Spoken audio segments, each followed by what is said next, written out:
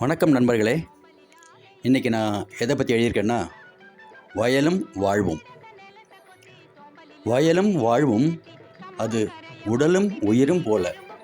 உழைத்து பிழைப்பதே உண்மையான உயர்வு. உழவின்றி பயிரில்லை, உழவரின்றி உண்பவரும் இல்லை.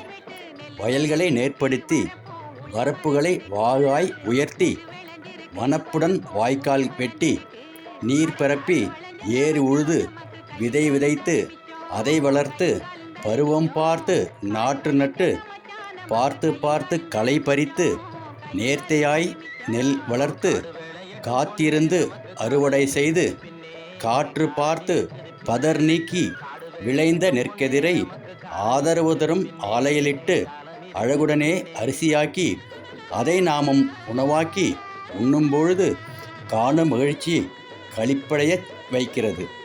உழவர் பெருமக்கள் சேற்றில் கால் பதித்தால்தான் நாம் சோற்றில் கை வைக்க முடியும். விளை நிலங்கள் யாவையும் விளை நிலங்கள் ஆகாமல் காப்போம். விவசாயம் பெருக்குவோம். விவசாயி வாழ்வை வளப்படுத்துவோம்.